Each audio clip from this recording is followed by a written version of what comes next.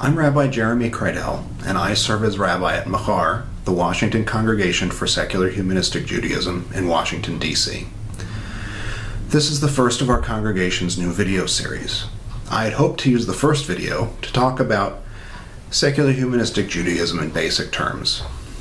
But today is October 28th, and October 27th happened just yesterday, and it became pretty clear that what was more important today was to talk about how we can respond to the murder of 11 Jews at the Tree of Life congregation in Pittsburgh.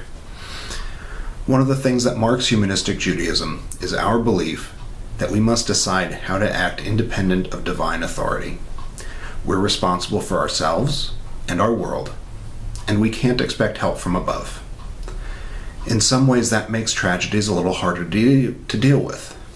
We have to accept that there are no big reason explanations for evil acts. In other ways, it makes the challenges we face that much clearer. If we want a better world, we must take the initiative.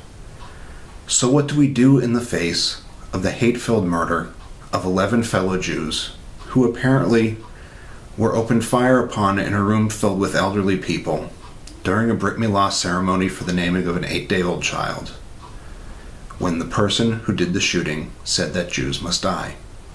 What can we do? I'll tell you what I told the members of Machar.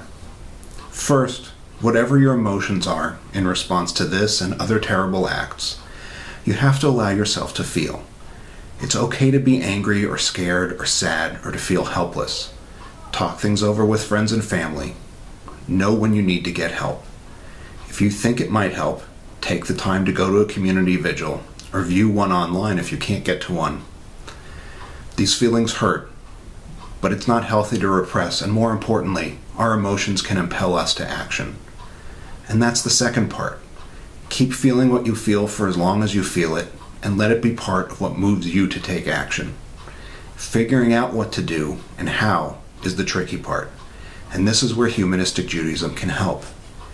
Humanistic ethics are first and foremost about putting the needs of people and our world at the center of how we make decisions. Robert Bowers, the suspected shooter at Tree of Life congregation, accused Hias of trying to kill Americans by bringing in people he called invaders. Hias, a more than 125-year-old Jewish nonprofit, is dedicated to providing aid to refugees and helping them resettle in the United States and elsewhere. Like the Tree of Life congregation, Machar, and several other humanistic Jewish communities are connected to Hias and participated in the National Refugee Shabbat just 1 week prior to the attack on Tree of Life. Nothing, to me, stands up to the violence of Bowers' attack quite like supporting Hias, aiding refugees, both Jewish and not, and showing that we are still here and we still care. And after that, I'll continue to engage in efforts to combat anti-Semitism and other forms of bias.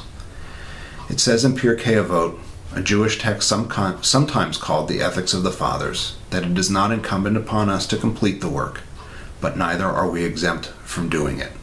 Mourn today, mourn tomorrow, and then, even through our tears, let's act.